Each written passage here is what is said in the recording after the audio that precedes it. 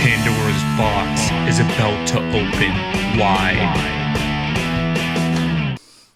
Welcome once again to Pandora's Box, everybody. Do you remember ages ago, guys, we used to just... Actually, I didn't, but I would always, with you guys, just give each other like random names every week. Well, this week, I've decided I want to be Sergeant Spermoil. Okay, so I'm Sergeant Spermoil this week. So welcome to Pandora's Box. I'm Sergeant Spermoil, reporting for duty. With the guys in the studio. Do you guys want to give yourselves cool names this week? Cool names, because like I don't know if it'd be as cool as Sergeant Spermoil, obviously. True. But I'll be Thumbwax. Thumbwax, nice. Okay. I'll be Apollo.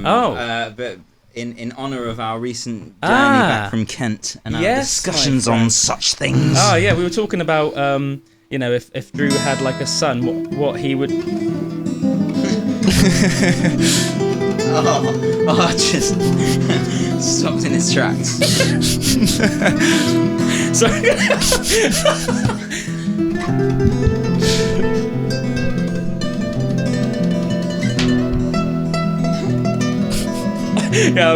were talking about if Drew had a son, what we call him, and we were like deliberating for quite a while, weren't we? And then I can't remember how we came onto it, but you were saying like you'd quite like something. That's how it started. You said you could quite like something Latin, and then I was saying like names like Felix I know are quite popular in places like Scandinavia. Even though obviously you think, well, why in Scandinavia like Latin names? But Latin names seem to have taken hold for some reason in Scandinavia. Like Magnus, for example, is a Latin name, but it sounds I think so Scandinavian just because. There's a lot of Scandinavians called Magnus, and it sounds Magnus, like a very cool name. That's a cool name. There's been some very famous Scandies with the name Magnus as well. Magnus. It's a very powerful name, I think. Magnus Magnusson is considered one of the best strongmen of all time, and he's an Icelander. And there's also one of the best strongmen of all time called Magnus Samuelsson. He's another one of the world's strongest men. One moment. Can you please focus me on the camera? Yes. But always out of focus. I'm a little bit out of focus, you see. There we go. Beautiful. Thank you. Beautiful. Sorry, Magnus. Yeah, that's all I was going to say, really. And then we started talking about, I can't remember how we got into it, but we were talking about different names of... Like Greek gods and stuff, and then we were talking about, I remember like Eros and... I love Eros. And Phobos and all these different ones.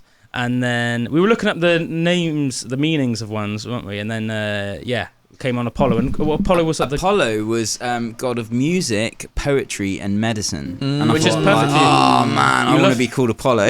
You're basically known Apollo Armstrong. Yeah. And then I was like, could I, if I had a kid, would I call it Apollo?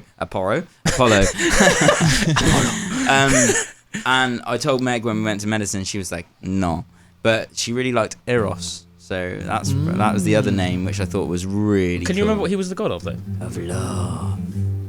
Well, you would have to make love to make a child. So. And Eros, a child called Eros, born of Eros. Yeah. You could literally call him Eros, born of Eros. Yeah. And just to make him sound, Uhtred, son of Apollo. Uhtred, son of Uhtred. Yeah. You could change your name to Apollo. Yeah. I actually would do that. What, you actually would change your name to Apollo? I would definitely change my name to Apollo.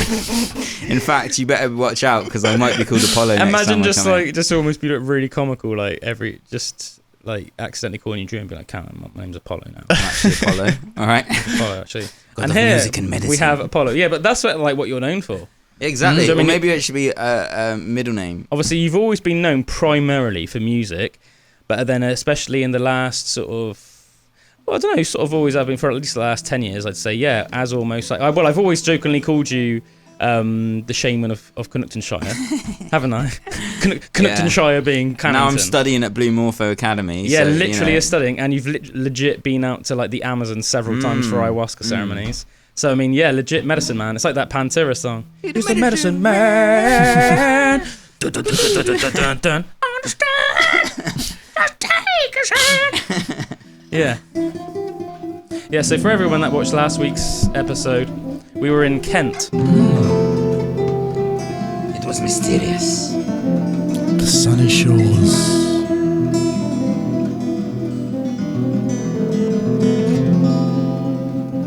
Do you want to narrate a bit, Bullwinkle? Ladies and gents, another week is upon us. The sun sets and the sun rises in the east.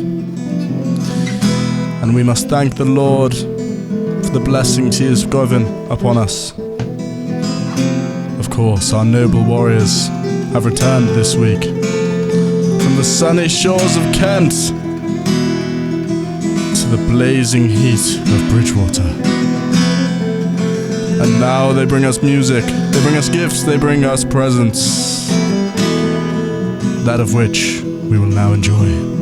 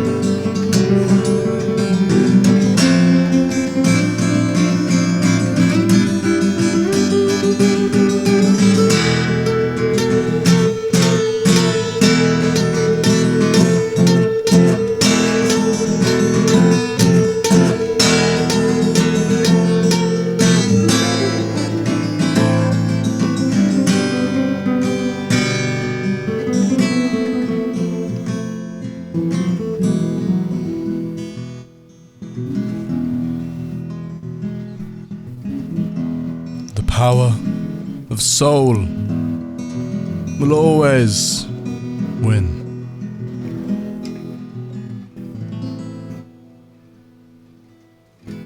Oh, there. That was like a cool little random jam we had. I think that was inspired by Cider House Rebellion. Yeah. I felt like the accordion player then. Oh, man, that was insane. Yeah, those guys were so cool. So, yeah, for obviously, as I said, people that watched last week's episode. By the way, sorry it wasn't out. Which was in Kent. Yeah, it was. We were in Kent. Everybody, if you only ever listen on the radio, and you didn't see our Instagram post, we didn't release it on the radio basically because we were just being a bit too naughty. We thought. We're obviously usually a fairly naughty, but we were having a few beers and it was late at night. And I think when you're out of your normal surroundings. Yeah, exactly. Yeah, exactly. So when we decided just to bring it out on Spotify and YouTube. So if you only ever listen on the radio and you're like, oh, I didn't see last week's, then just go on YouTube or Spotify and you'll be able to watch it, guys. But we were in Kent. Our main purpose for being there was to work Broadstairs Folk Week Festival, which was epic, and also to be on Mark Kerry's UYC show on Thursday, where me and Drew played live. We played 4 songs and picked a load of songs and talked to Mark about music and stuff. That was really cool.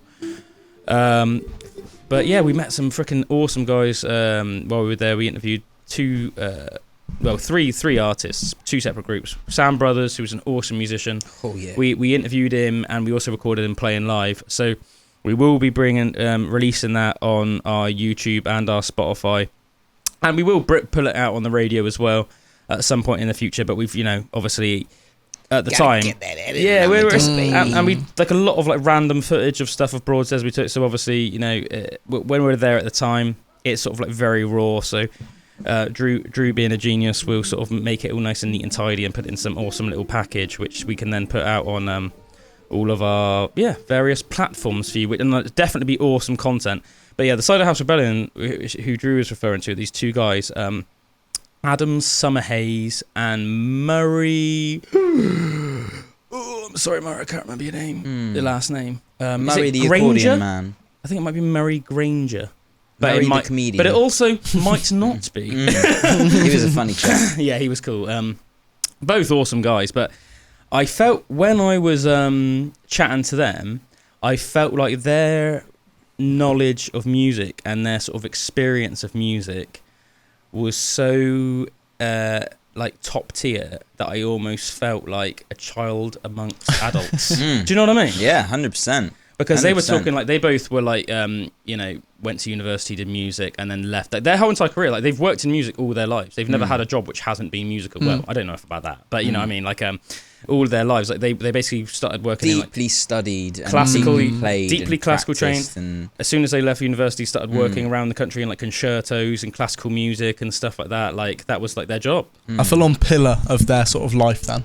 Yeah, I mean, I know that you said before, Bullwinkle, about and like lots of other people have said about like the fact that me and Drew obviously on Pandoras Box and just like, you know, obviously when we're jamming a lot on our own, but obviously nobody sees that. Like we do like a lot of improv stuff, and a lot of people think that's quite impressive. But those guys, it was almost like if me and Drew were like, level. if me and Drew like tap into that sometimes, then these are guys that are like masters of it. they're running on that fuel. Yeah, like they can just tap into that. They can sometimes at will. even just go, so what key's this going to be in? I don't know, let's just start playing. Bam. They literally, and that's what they did at this. Yeah. And I almost think they were doing it at this show that they did there to almost like make a point, because we'd had this massive conversation, and Calum had done an interview with them, and they were just talking about just improvisation and how powerful that type of performance can be and everything. And it was like, and said like, you know, sometimes they don't even need to discuss what key it's going to be in or anything like that, and just go. And then they did that on the first track that they played like at the thing, and it was so impressive to watch. Like I can't wait to watch back the footage, because I was concentrating so much on filming it. Like the second half of the show, like I stopped filming it, and it was like I was almost sad that like I hadn't filmed that as well, because it was just so incredible. It's going to be nice though, man, because when you obviously edit, you can watch it back again. Yeah, you'll be like the first person to watch it back again. And as I said, it was such good footage, and I think it'd be really nice to almost like get it. As I said, I think, you know, as we've already said, we'll probably do it almost like create several different edits out of it. But I reckon it'd be cool to do like one where we almost like start maybe like the interview with like a little bit of playing, and then have a little bit of talking with them, and then like cut almost like to them playing a little bit. I reckon that'd be like really epic. But then obviously we can also just like release maybe like the set. Was their full set improvised?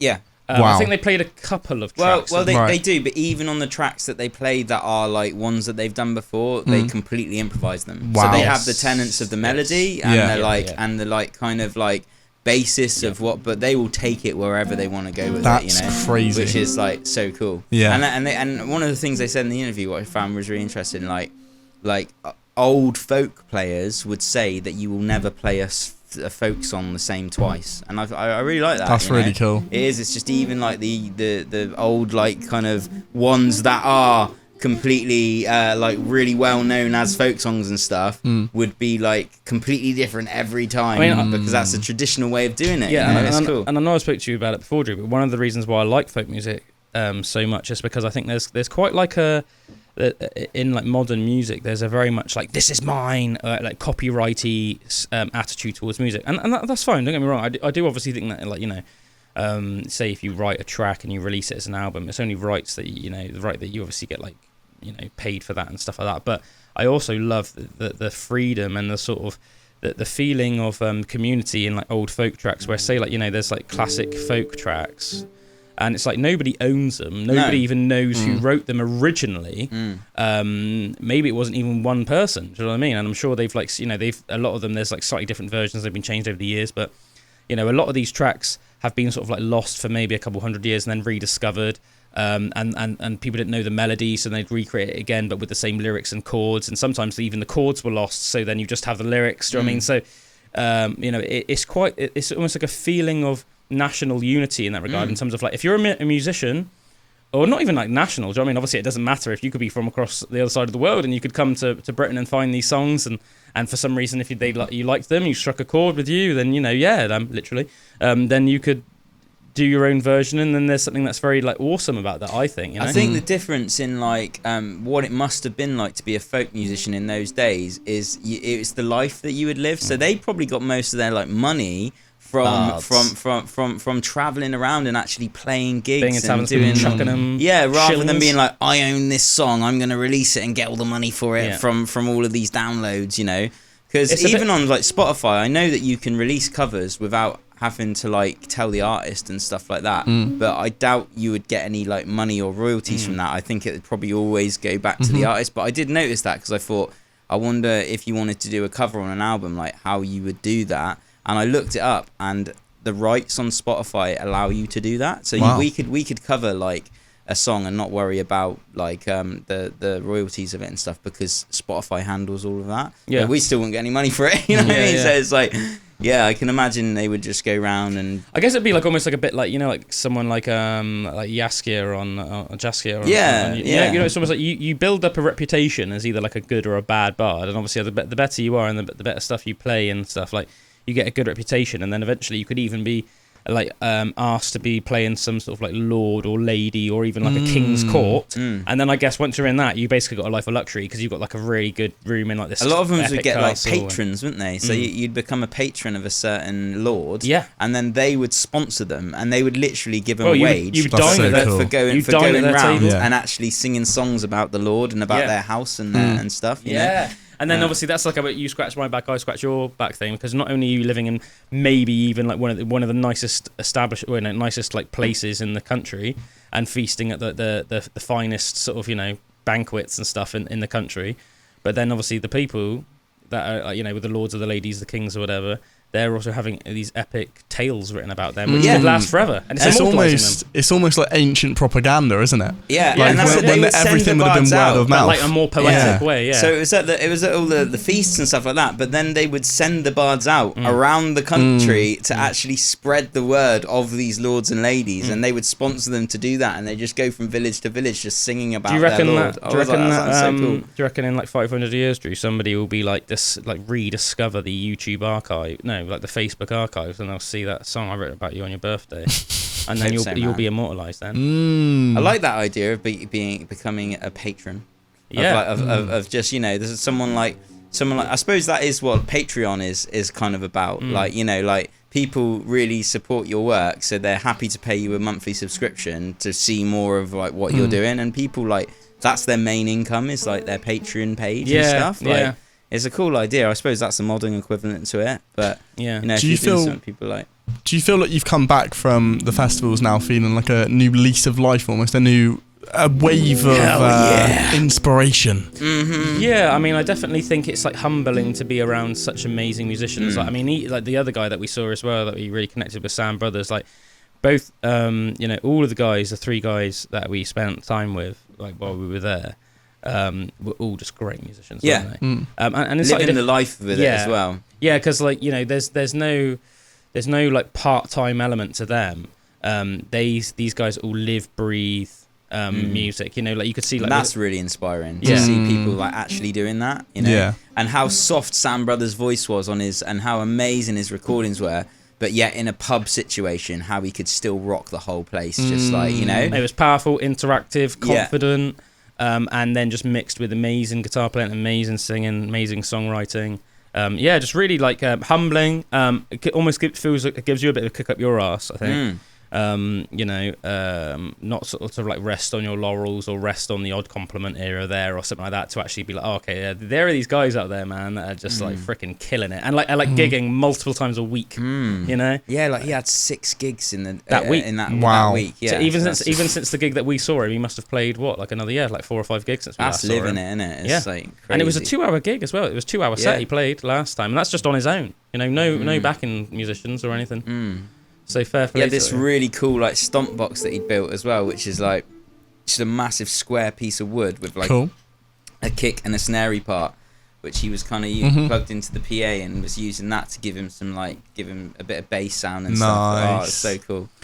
Yeah, well, another thing I really appreciated, as I said, in the same way I really respected how almost just absolute masters of their game, Murray and Adam, the two guys from Cider House Rebellion, were just absolute masters. Classically trained, like literally, travelled the country, up and down the country, and maybe even the world, I don't know, with concertos and all these other highly trained classical musicians and stuff like that. But in like obviously Sam isn't like that. But Sam, his encyclopedic knowledge of music, that really impressed me. Like there'd be times where I'd be like, oh yeah, and I think this song was written, because we were sort of like bonding over like, our love for like Townes Van Zandt and certain other artists, and I'd be like, yeah, I think he wrote this song like at this guy's house. I can't remember who it was, and he'd be like Guy Clark, and I'd be like, yes, do you know what I mean? It's just like he seemed like his knowledge, not just the way he lived and breathed music, but his knowledge of music was just so impressive to me. Whether it's like from like a pure knowledge perspective or from an actual playing perspective or whatever you want to call it, like he had all his bases covered, man. Do you know what I mean? Like, as we said, his life was like just his life was music, just living and breathing it. Do you know what I mean? I can't imagine there's anything else. I think he just probably from the moment he gets up every day to the moment he goes to sleep, that's probably what he's thinking about. Wow. Yeah, and the thing I took from the other guys as well, Cider House Rebellion, it's like just the technical ability of them on their instruments. Like you could tell the whole first part of their life, probably with music, was like honing technical aptitude for their instruments. Oh yeah. And then like they've got to the point now where they know they have all that, so they can just completely let go of that, like with their mind, and just flow in the moment and get in this flow state together, and then just completely trust their technical ability to take them wherever they want to go.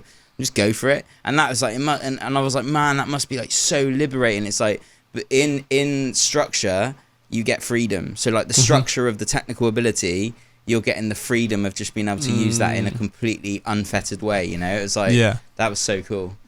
Yeah, man, 100%.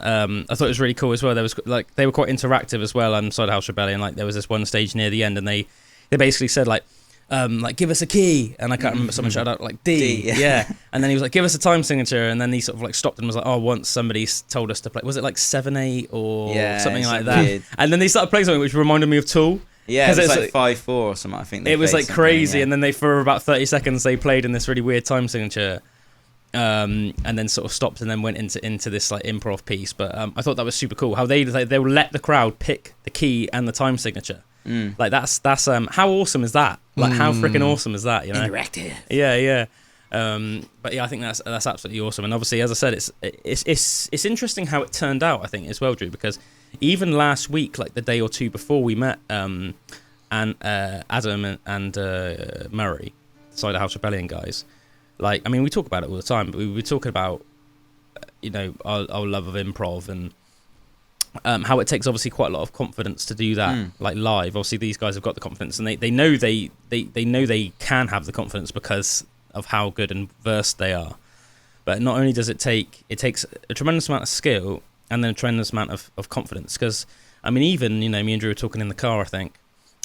Even you see really high tier musicians. I mean, even you watch them live sometimes, and you can tell a certain member of the band might get caught up in the moment, maybe overanalyze what they're doing, or like forget something, and they'll basically like mess it up. Yeah, trip up. Yeah, and these are like high level musicians. I mean, these are guys that have been playing for 40 years sometimes. Like playing freaking way longer than we've been even alive, and it still happens. But I think, with those guys, it's so cool to see that they're like free of that mold. You can't almost do that with their style. Anything you're playing. What I found as well, like being in like heavy metal band where it was like very like the song structures were the song structures. We might elongate a few little bits and have a bit of like where we would make bits longer and just feel like on like what to do and stuff. But you pretty much had the structure of the song.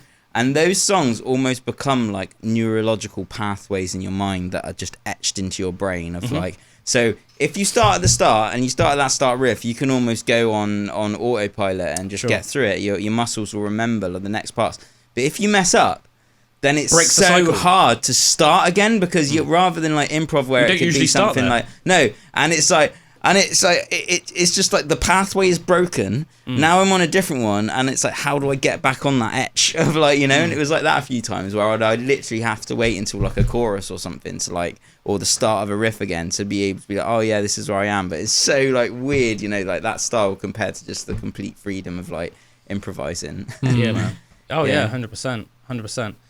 Super cool. So how long was your guys' set that you did? We didn't play at the folk festival. We didn't play at the folk festival. Right. We didn't play at the folk festival. We just played on Mark Carey's show. Right. On the Thursday so that was night. two. We did like 2 sets of 2 songs. So Yeah, we played 4 songs. Yeah. Yeah, that was really cool. As I said, Mark's a really good radio host, to be fair. Like, just sort of a really expert at what he does. And yeah, it was cool to sort of be on the other side of things, you know, because obviously usually we're doing sort of the shows. So it was really interesting to obviously go all the way the opposite side of the country and sort of be guests on UYC in like the nice old sort of converted church building, and just chat about, you know, all of our sort of different music that we picked to play, and then like play music ourselves like live in the studio. That was cool. The sound was really messed up on the last couple of tracks, wasn't it? So that wasn't so cool. But you know, it is live. You know, it's a live element. There was no Sometimes chance things like that happen. Yeah, there was no chance to sort sort of roll with it. because Tony, the sound guy, he didn't really know why the issues were occurring. So obviously, if you don't know why the issues are occurring, it's very hard live to sort them out, especially considering obviously most songs are sort of anywhere between sort of like, you know, I don't know, let's just say between 2 and 10 minutes long, you know, like it's very, very hard in that short amount of time to sort out an issue like on the fly. There's a lot of pressure as well, isn't there, you know? So we don't really know why, but I say I haven't listened to it. There was definitely some distortion going on. Yeah, I haven't listened to it back, I have to say. No, I haven't either, no. So I don't know how awful we sounded. Hopefully we didn't sound too I think the first 2 tracks sounded banging. Like I heard it happening a little bit, but I was like pulling back on it, so it didn't like happen, and they were so soft. But the last 2 tracks were a bit more upbeat that we were doing, so it was like coming through so much, all these distorted guitars and vocals and that. But like, it's all good. It's still good fun. Yeah, man, for sure. What was I going to say as well? Yeah, well, one thing that was quite cool is, because I said I was a little bit worried about how it was coming across on air, but it seemed to be like pretty good feedback from like, because obviously the Chuff Bus, which is Mark's like, you know, UYC show, so he's got like almost like a little group page, like a fan page. Yeah, really good way of doing it. Cool. And I love being part of an actual like live show. You know, like live radio is like, it's a completely different feeling. Yeah, you know, when you're actually in there in the moment, you got to let the songs play out, and you're just kind of talking in between and stuff, and like, that was a really cool experience for me, like because that just puts you in this flow of the 2 hours of the show, which is like you don't normally have if you're in the studio, you know, thing. So yeah, that was a very different experience. So probably almost makes you more connected to the listeners as well. Yeah, and that's it, and that's what I was going to say as well. Yeah, with the group, they were writing in questions like as we were playing and stuff, and asking questions to us and that, and it was like really cool and interactive. And I thought a group page is a good way of doing it as well, rather than rather than a page on Facebook,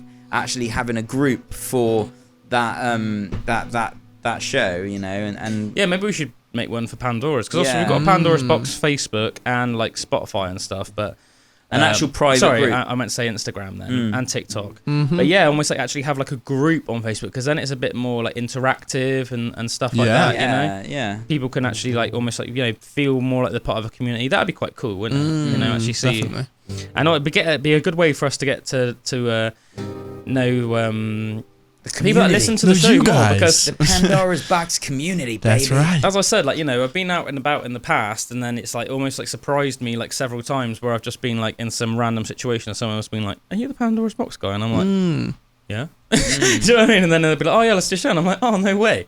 And it seems really random to me at the time. I had that the other day. Yeah? Yeah, it was at Are you Bullwinkle? Yeah, it was at what's the festival? It was at, God, I can't even remember the name of the festival now, but the Scribes were playing there. Oh, cool. And I just went, my mum got me tickets, so I went with my friend, and these 2 girls came up and were like, "Oh, sorry to, you know, bother you, but are you one of the people on Pandora's Box?" I was like, "Yeah." And they were saying that they were saying that no, they were saying that they'd been listening since the episode with Joe and Hen. Oh yeah. So that was quite cool. I felt a bit rude at the time because I didn't really know what to say. Like you said, I was a bit like, Yeah, I'm alright. Nice to meet you. Shout out, ladies. Yeah, shout out. Whatever your names are. You didn't ask them their names? No, like I said, I was completely like a bit like, oh, thanks for listening. That's about it. But Well, yeah, whoever you are, ladies, let us know. Let us know who you are. Like, just get hold of us anyway, whether it's on you're a friend of the Instagram or whatever. And yeah, just we'll give you a shout out. And yeah, thanks for being friends of the pod. We appreciate you. And also, yeah, shout out Joe and Hen as well, just for being legends and for being OG friends of the pod. Legends of the pod. Yesterday, I was having a little fiddle on my guitar, and I came up. Hello. And I was just came up with something. It was a bit silly and Incredible String Bandy. So Incredible String Band are like this really cool band from the '60s. They were sort of inspiration for one of the big inspirations for several members of like Led Zeppelin and stuff. Not hugely well known, but they're a really cool band, very like psychedelic, sort of folky.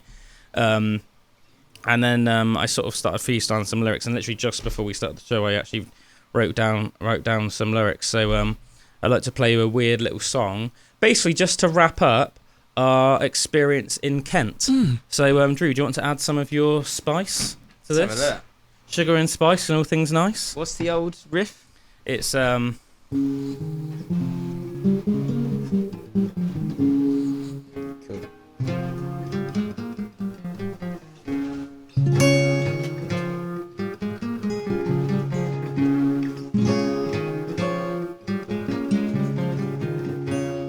We went to the other side of the south, and we saw a mighty sea. We went in the mighty sea, and we swam so free.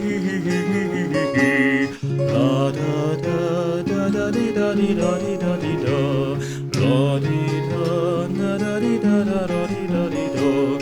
We went to the other side of the south, and we met some mighty pods. They shared with us ancient wisdom and showed us their magic tunes. La di da di da di da di da di da da. La di da di da da da da da. We went to the other side of the south, and we had some mighty feasts. They filled our hearts with glee and left us so happy.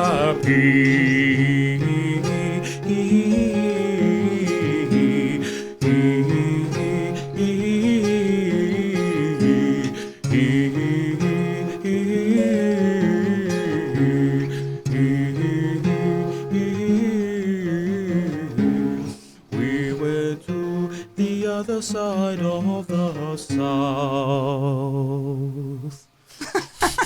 That's our little improv song. It's called "We Went to the Other Side of the South" because we went to the other side of the south. Yeah, obviously. Cool, yeah, we record this on West Coast, West Side, West represent. Side. Yeah, West Coast. Obviously on Somerset. Also on the west coast of the south. Of the south, yeah. And Kent is literally right on the east coast of the south. As I said last week, 235 miles from where we are here. So it's a long old drive, man. Damn. But it was really nice to explore that part of the UK The because coastline. I'm always more inclined to go up north to explore. I think partly that's because where my blood is. So it's like, your ancestors are sort of naturally... You have the salmon pull. Yeah. Back to your homeland. The kipper pull. Yeah, the kipper pull. You know how salmon's like swim like... But because obviously my granddad's Max, I'm going to call it the kipper pull.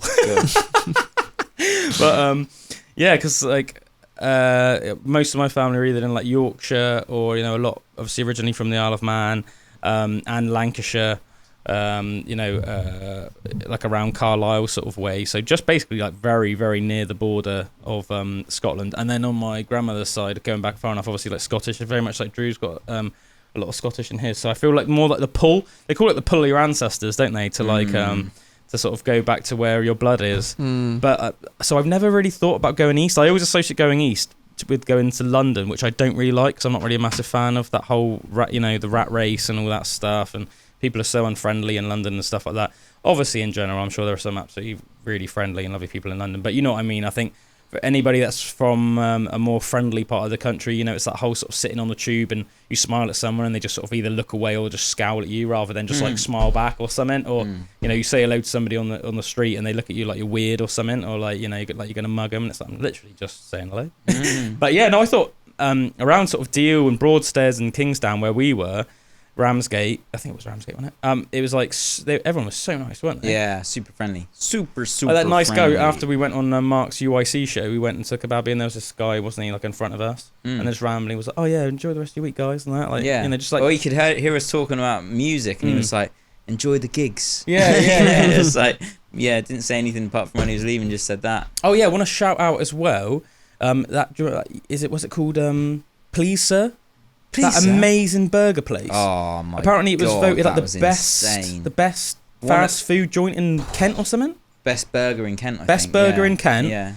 And the guy, I think his name was Dave. Shout out Dave, the guy that runs. I can't remember if he started the company, so I do apologise, Dave. But I think he actually started the company himself. He at the very least runs it. But yeah, Dave from Please in Broadstairs, really like.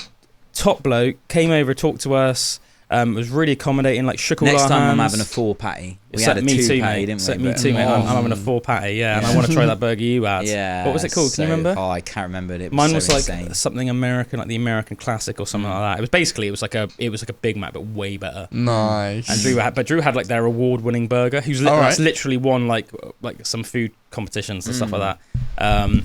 It was good. It was good. Yeah, man. But yeah, shout out Dave. I said he came over, shook all our hands, was really accommodating, really nice chap. So if you are basically anywhere in the UK and you want an amazing burger, go to Broadstairs in Kent. Apart from anything else, what a nice town.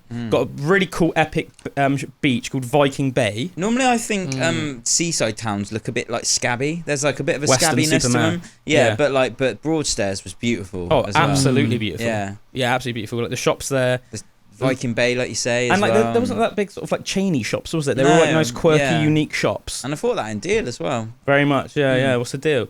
Very much. What's the deal in Deal? What's the deal? Deal and Broadstairs, very, very nice places. Broadstairs a bit bigger, as I said. Both got very nice beaches. But yeah, Broadstairs, as I said, got a massive beach called Viking Bay. Apparently it's been called that ever since some Viking invaded Kent, like, 1,000 years ago or 800 years ago, something like that. So yeah, and there's cool, isn't it? As we were driving into Broadstairs, there's like a big reconstruction of like a massive Viking longship, and then there's like it's called something like Viking Cafe, as that. So there's a heavy Viking theme there, which almost just adds a cool element to the town, which we knew. Your ancestors did pull you there, which we knew nothing about until we were there. So I was like, okay, this is well cool. So there's like, and then it was funny as well because of being a folk festival, there were like Morris dancers and stuff, weren't there? Obviously, Morris dancers are associated with like Somerset. So we went all the way to the other side of the south. We were and then like found Morris dancers, which was cool. And an artificial wakeboard park, which was awesome on the way to Broadstairs as well. Yeah, that was this massive lake, and they just had a chain system going all the way around it, and they was just pulling people on wakeboards. Like I was like, cool. I really liked the look of. Next to that, they almost had like a ninja. What was it? Was it called like Ninja Warrior style assault course, but on water? That's so cool. And I thought, mate, I would love that because if you fell in the water, it would just be great. Do you know what I mean? Especially 100%. Like a hot day, it'd be all like cool in that, and you could get back and try again and just keep trying until you managed to complete. Getting some Wim Hofs in as well. Wim Hofing in the sea, as the song said. That was really nice. Yeah, as we alluded to. I had to build up myself to actually get in there, but Calum was kind of standing there like, and I was like, yeah, I need to go in as well. And then we were in there, like, splashing about. I was the test subject. Yeah. Yeah, but that was amazing, wasn't it? That was so nice. I mean, I'm sure like some of our listeners partake in the odd sea dip in. But literally, it's so mental how good it makes you feel. We did some amazing things last week in Kent, but that's still like one of my very favourite things we did. I say 2 days in a row. We couldn't on the other days because we were just too busy. But yeah, 2 days in a row, we would go, once we sort of finish our working day or whatever, we'd go down to the beach at sort of around 5. in Kingsdown, which is where we were actually staying, which is basically it's like a mile from Deal. Really nice little park we were in, weren't we, as well? Yeah, it was like a holiday home site, wasn't it? There were all these nice little like red chalets, which almost look like little Scandi cabins. Yeah, triangular cabins. Yeah, and then it was like it had everything that you'd want there. So it had beautiful beach, literally 5-minute walk down the road. Had like a nice children's park. Pub right next to the beach. Yeah, and like several pubs, wasn't it? We went to the Zetland Arms because that was the one on the beach, so it was really nice. So yeah, we would go down to the beach at about 5, get in the sea, spend about half an hour bobbing in the sea, and then get out and have a pint at the Zetland Arms, which is literally this pub on the beach. So like you can sit outside and you're literally like having a pint on the beach. It was it was amazing. Man, it sounds great. Dude, it was great. Sounds great. And then you just got feeling all elated from being in the nice cold salty water. And it's very clean water around there, isn't it? It's where the English Channel meets the North Sea as well. So it's quite an interesting. It's quite an interesting. Calais in France, man. I mean, like you can see Calais. Oh yeah. You can see France, but that's cool. It's interesting because obviously Dover is like Dover to Calais. It's like it's where you go across, isn't it? In the ferry, but it's right round the corner from Dover. But where the beach at like Deal and Kingsdown is, it's classed as where the English Channel meets the North Sea, which in itself makes it quite like an interesting sea, I think. Do you know what I mean? I don't know. I just think that's quite cool, personally. Yeah. Found it mad how you had no waves, which was like pretty crazy. Yeah. I had a dream recently about getting eaten by a shark, and it was a really vivid dream, like full on, like horrifying.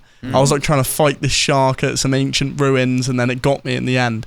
Ancient ruins. Well, you were like underwater. Yeah, I was like, yeah. It was because originally it was quite cool. I remember I was swimming around, I was going, this is amazing, and then I had to fight off this prehistoric beast. And since then, I woke up. An Otodus shark. I woke up and I was like, you know what? I've got to watch some shark videos now, right? So I started watching these shark videos, and one of the videos I watched was this. I don't know what he was doing, but you know how normally you're meant to be in like a cage. There's an actual cage if you go and see great white sharks. It's a really low budget one. This guy was in like this box that was made out of plastic, trying to attract a great white shark, and this shark comes massive, like huge creature, and it's physically bumping into the plastic, like swimming up, bumping it as hard as it can. And this guy's like freaking out a bit, and then it just swims off a bit, and he's like.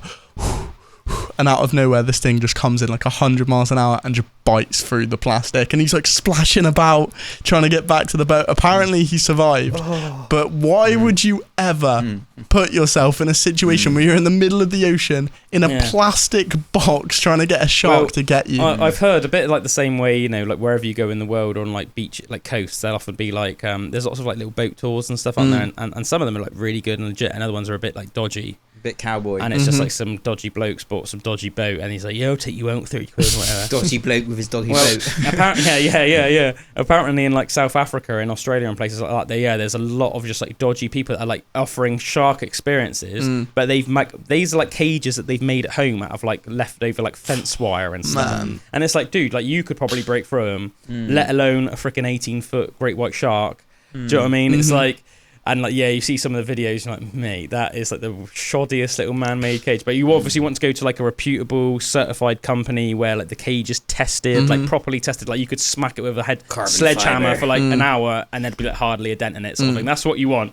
You don't want something that some crazy guy has just like put together in his back garden out of some leftover like garden fence. I think I would just say no to the whole experience, like with sharks, especially with great whites. I think that's a bucket list thing I want to do. But like you say, it's something you do not want to cheap out on. So you don't want to go for the cheap option with that. Premium cage. Yeah, man, 100%. I know. I've like said it a lot in the past. Obviously, it's been a lot of the subject matter on Pandora's Box, but like prehistoric animals just fascinate me. The fact that they were even real, but what are known as the Otodus sharks, I just think is just so fascinating. The Otodus sharks, so the most the famous Otodus shark would be Megalodon. Right. So they're like I don't think there are any Otodus sharks left in the world. The scientific name for Megalodon would be Otodus megalodon. Whoa. I think they used to think that it was an ancestor of the great white shark because the teeth look so similar and stuff like that. But nowadays they don't. They've reclassified it as a Otodus shark. So are we connected up? So yeah. So I'll find out what the different ones, because obviously Megalodon's the most famous one, but there were other Otodus sharks that were still way bigger than great whites. So Otodus are just like big sharks, essentially, like huge. I don't know if that's what classifies them as an Otodus shark. Right. But they all seem to just be freaking huge. Right. Like as I said, there are like several other Otodus sharks which still make great whites look tiny. Like these are like monster sharks, Jesus, like monsters. man. So let me try and find like. So let me have a look. So these are different Otodus sharks. So you got Otodus megalodon here in the Pliocene. But I mean, look at Otodus chobentensis. That's not that much smaller.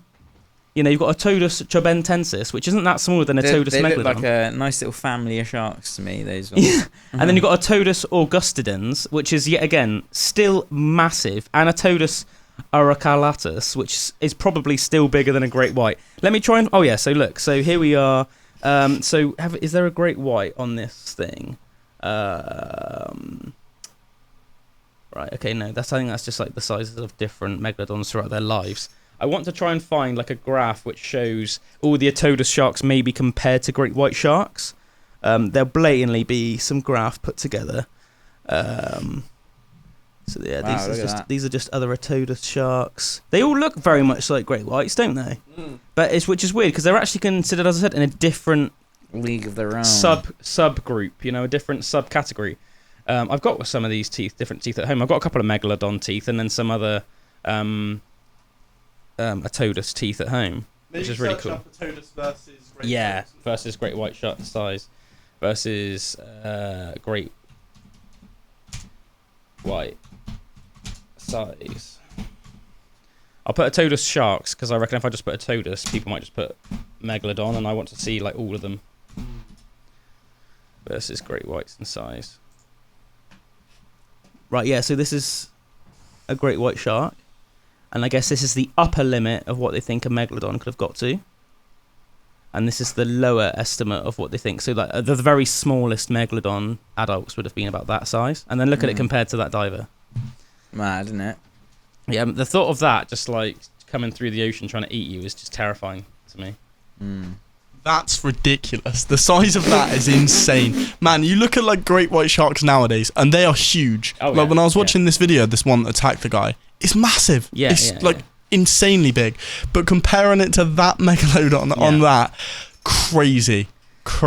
And it's ridiculous. And it's interesting, isn't it, as well, because you know, people say as well that with things like great white sharks, and I'm sure it's true, as someone that's never seen one in the wild, luckily, they say that you can't really appreciate the size of it until you see it in person, because there's one thing saying, oh, it was an 18-foot long great white, but they say like you don't understand though, like it's not just the length, it's how like the girth of them. When they're that long, they look like little submarines. Like you could like stand up inside one. Like they're so girthy. Do you know what I mean? It's like I remember seeing in when I was in Peru and saw those 3-meter fish. Yeah. Those massive. Oh yeah, those Arapaima. That's it. Yeah. And like that was crazy. Yeah. Like seeing a fish that big, Yeah. and like, you know, just like for me that was crazy. And that was 3. Well, I don't even think these ones were 3 meters. Yeah. But they grow up to 3 Yeah. meters. You know. What can great whites grow up to? 6 meters, I think. Yeah, so I think the largest documented great white shark, so like officially measured, I think is like 21 feet or something like that. But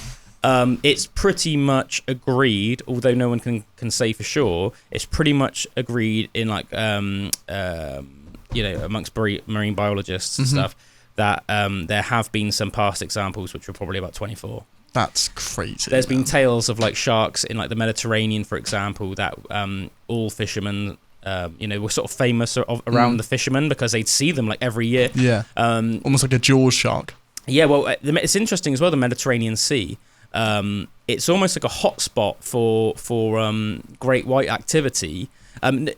Strangely, it's not the sort of place where you'd have to worry about it too much, like swimming in the sea, say, in like Italy or Greece, although saying that there have been great white shark attacks in Italy. Quite famously, I think when in the 90s, I always remember when I was a kid, there was a famous example of a diver who I think his name was like Luciano Di Costello or something like that. And he got eaten by a great white shark just off the coast of Italy. But they tend to go there to breed. They see it as like a safe place to have. Well, I don't know if it's warmer water because obviously they spend a lot of time off the coast of South Africa and Australia, which is obviously very hot water as well, and places like Mexico. They love Mexico, California.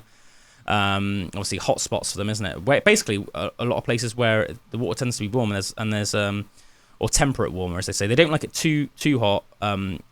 They can survive in colder waters anyway than like bull sharks and tiger sharks, but sort of I digress. Usually where places are there's lots of seals. Isn't there a thing where since it's been getting hotter, like global warming and everything, and seas have been getting hotter, they've just been expanding closer and closer? Well, like marine biologists are like almost confused at why there aren't more great white shark sightings in the UK, because they say like the water should be perfect for them. Like it's not so cold that it would put them off. Lack of seals? No, there's lots of seals. Oh, yeah. Mate, we're thinking in Cornwall. Oh, yeah, in Cornwall. And Scotland. Yeah. And places like the Isle of Man. Like, you go to the Isle of Man. Yeah, I've seen them in the Isle of Man. Yeah, because obviously your gran lives there, doesn't she? Especially There's this real nice fish and chip shop that you can go to. It overlooks all the bay and that, but you can't actually go down onto the bay, but there's just like loads of seals there always chilling. Yeah, Nice. what about, is it like that little, did you go down, it's called, what's it called? What's the restaurant called? Oh, it's like a cafe, isn't it? It's not a restaurant. And it's all like windowed. Yep, we're on about the same point. It's got a name. It's just after what's called the Calf of Man. Yeah. So there's the Calf of Man, which is like a tiny, tiny little island off the Isle of Man, which itself obviously is an island. And you can go there. I always have like banging like sort of English breakfast when I go there. But you can get lots of different foods, but it's like English breakfast, like, you know, grilled sandwiches, like lots of different stuff. Yeah, fish and chips, things like that, but like coffees and things like that. And yeah, it's like massive sort of windows, isn't it? But then as you said, you can get out and you can walk right down, and it's like a seal hotspot in the UK, and you can go there like pretty much any day of the year, and you can get like a really cool sort of seal experience. I remember me and them, I can't remember if it was the last time we were there or the time before, we saw in the distance a whale as well when we were there. Wow. Yeah, I think it was probably like a minke whale. And it was really cool as well, because as soon as we saw it come out of the water, other people must have seen it as well. And then you could see like there was this boat that was out there in it. I don't know if it was like they were like researching it or something, or if it was like a tourist boat. But either way, they were sort of like going around it. And I thought, it must have been cool to be on that boat, you know, and see it.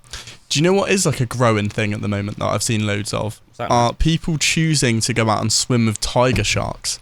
So there are people that have been like free swimming with tiger sharks, and the whole thing is that they like direct them with their hand away from them. But that seems dodgy, man. I don't know. Seem dodgy. Like I would not want to be with a tiger. I feel like a tiger shark's even more dangerous than a great white. Because if a great white's not hungry, it'll probably leave you alone. If a tiger shark sees you, and it's like, you know what? Well, they say that great white sharks often eat people because they mistake you for like a seal and stuff, because we're about the same size, and especially if you're in a wetsuit and you've got like flippers on. Your silhouette looks a bit like a seal, and you're about the same size. Do you know what I mean? Like seals often get to about 6 foot and between sort of 4 and 6 foot, and that's obviously like pretty especially much, if you're like splashing around loads and everything. And you make them think like maybe you're an injured seal, which is even more reason that they'll come in and give you a bite. But tiger sharks and bull sharks are considered as like more aggressive, so they're more just like less. They're less fussy. They find them with like eating tires and stuff, don't they? Tiger sharks. They just eat anything. They've even found like license plates from like cars that must have somehow ended up in the sea, and then they've just like bitten off license plates. But anyway, we'll hold that thought. Anyway, we've got to wrap up this hour, but we'll be back in a minute, guys. Is that an hour? Yeah. Whoa. Damn. Welcome back, guys. So I just before a bit earlier on in the show, anyway, I was trying to find a little graph of comparing the Otodus sharks to the great white sharks, and I've actually successfully found one. So on this little graph that we can see here, number 4 is the great white shark, what's known as Carcharodon carcharias, right? So that's a great white shark. All of these are the Otodus sharks, right? So look at the size of these. I said every single one of them is bigger. Like even that one, do you know what I mean? Like say that's like the smallest one, that's still like a good couple of feet bigger. Like even like 3, which is the second smallest one, is like noticeably bigger, isn't it? And then like Megalodon, obviously the most famous one. But I always think that Chabentensis, like, you know, obviously it's nowhere near as famous as Megalodon, because I guess that the biggest one is always going to be the most famous. But that's still freaking huge. That's still like ridiculously big. Well, they're all ridiculously big. That's the thing that like staggers me. But yeah, look. So that's a little look. They've done like a little thing of a swimmer there. Imagine being that poor fella. Oh. Do you know what I mean? But yeah, dude, these Otodus sharks just... Want to hook a rope up round its top fin and ride it. Poseidon has entered the building. I bet they would have all been pretty mean sharks as well. Oh yeah. What I think is even more epic is one of my favourite creatures that's ever lived, the Leviathan melvili, which is the ancestor of the sperm whale. I think it's so mental as well that it was basically like a bigger... Well, no, it wasn't bigger, but it was like a more aggressive, larger toothed version of like a sperm whale that lived at the same time. as Megalodon, and they like marine biologists think like for sure they know that they inhabited some of the same environments, so they just think it's almost like impossible that they didn't clash sometimes. And I think fights between Leviathan Melville and like a Megalodon, imagine being like in some like invulnerable submarine and witnessing that in the ocean. It would be like insane. Yeah, like both of these things would be like so insane. Like they would be like, it's like a movie. it would probably be like the same size difference to us as maybe like a mouse is to us. Do you know what I mean? So what do you think about that? Imagine feeling that small and just seeing these juggernauts. I think as well, a cool fact about Leviathan Melville, they had the largest teeth of any animal that ever lived. That's crazy. Bigger than any dinosaur. Damn. Anything like that. So I'll type in... so cool that it's called the Leviathan as well. Yeah, so Leviathan, obviously... Crazy cool name. Leviathan named after the Bible, because in the Bible there's some mention of some giant sea creature. And Melville because it was... what was his first name? Was it Herman? Was it Herman Melville? Anyway, Melville, it was the guy that wrote Moby Dick, which is obviously about a giant whale that eats a man. Yeah. So yeah, let me type in Leviathan Melville. I have to spell that wrong. Leviathan Melville. Because even nowadays, sperm whales fight against giant octopus, don't they? Yeah, so they find epic. sperm whales with like huge like octopus markings around them from when they've had like a crazy battle in the deep ocean. Even that, I just love that fact. Like that, look, that's the skull. The good thing about Leviathan Melville as well is sharks are made out of cartilage. So unfortunately, we don't have their skeletons. We just have their teeth. Whereas obviously whales are mammals like us, so we have their bones. Like that's the skull of a Leviathan Melville. Like, look at those teeth. Like those teeth are crazy, man. They are. They look weird. They look like bananas. I was gonna say they look like bananas or like sweet potatoes. Like massive sweet potatoes. Yeah. Oh. Yeah. So this is the size of a Leviathan Melville compared to a human. So this is what they would have sort of looked like in the ocean. It's mad when you look at the actual skull that like there's a big bit missing. Like that crater. That's why sperm whales have them as well. So you see this part of the head. See the big bulbous part. Yeah. See, that's made up of muscle and also a fatty tissue which is called spermaceti. Spermaceti is one of the main reasons why whalers whaled throughout the centuries. It's basically a super what's the word I'm looking for? Like versatile substance. You can use it to make perfume. You can make it to use soap. You can use it to light lanterns. You can use it. It's almost like blubber. It's like this amazing substance, spermaceti. It's called. Spermaceti. I'll type in a minute, like uses of spermaceti or something like that. But it's one of the main reasons why whalers whaled throughout the centuries. You could make a freaking fortune from spermaceti, like whalers could. And it's one of the main reasons why a lot of sailors didn't want to give up. Hunting whales. So yeah, there'd be this massive muscular and fatty blob thing here. But also, I'm pretty sure that it was something to do with the spermaceti. That's what they used as like their sonar. Whoa. You know that basically what like they can hunt through basically like sonar. So they like send out things and then like the sound will like bump off them or whatever, or they can almost like see echolocation. It's almost like but it's almost like an infrared as well. That gives them almost like a picture of what's in the ocean. And then they can hone in on stuff, so it makes them super effective hunters. So I think it's something to do with a spermaceti like that. So if you look, as I said, if you looked on a modern day sperm whale skull, it would look the same. It's very interesting. It's like in Avatar 2 when they track down that huge sea creature and kill it for like the juice that's inside his head. I assume that is obviously what it's based off of. Yeah, I'm sure it is. Yeah, spermaceti. But look, we have a little comparison here of a killer whale skull. Bear in mind, killer whales grow to over 30 feet. Right, so over 30 feet, so like way over 10 feet longer than like the biggest great white sharks. So we've got a killer whale skull here compared to a Leviathan skull. You can see they're pretty similar, and yet again, obviously, killer whales have that a much narrower skull than almost you would expect, but it's for the same reason. It's for the same reason. Look, we have a little depiction here of a fight between a Leviathan Melville and a Megalodon. Whoa! It's bigger mouth than a Megalodon as well, isn't it? Like, yeah. They think that Megalodon had a stronger bite force, but Leviathan Melville would have definitely been more intelligent and had bigger teeth, things like that. So a lot of people argue about who would have won in a battle, but I think you've got to say, like, this is like little kids in a museum next to the skull of a of a Leviathan melville. That's mental. Isn't It's it? actually crazy when you actually see context, like someone that's say my daughter's size next to it. Like, look at that, it's crazy. Isn't it? When you see it almost like more front on like that, it almost looks a bit more sketchy. It looks like a snake.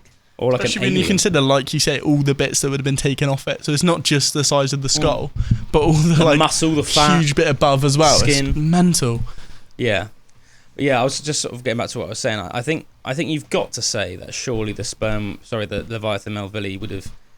I mean, don't get me wrong. I'm sure there were times where Megalodon killed Leviathan melville, because I think with a creature like Megalodon, all it would have taken is like one big bite, and you would have just bled out, or just died of something. You know. Imagine those puncture wounds of those teeth. Yeah. And it's just so like catastrophically massive.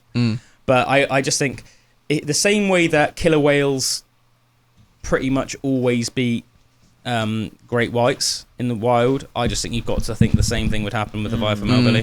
I mean, I don't think there's ever been a documented case of a great white shark even attempting to attack a killer whale, and quite to the opposite of that. There's video proof of killer whales actively attacking great white sharks, killing them, and then eating their liver. Not only that, but marine biologists have documented, because great white sharks' sense of blood is so good, that there's obviously when they kill the sharks, when the killer whales kill the great whites, their blood goes into the water, and if a great white shark within a couple of miles gets even a hint of its own blood, that it can tell it's a great white shark blood, then they will flee the area. So there's been cases, I think it was in South Africa, I watched a documentary on it, and the marine biologists were really confused because it was like feeding season basically for great whites in like Cape Town or something like that. And obviously there's just like thousands of seals there, so usually that time of year there's just like great white sharks all over the place. It's like sketchy as, like, it's sort of time of year you do not want to get in the water.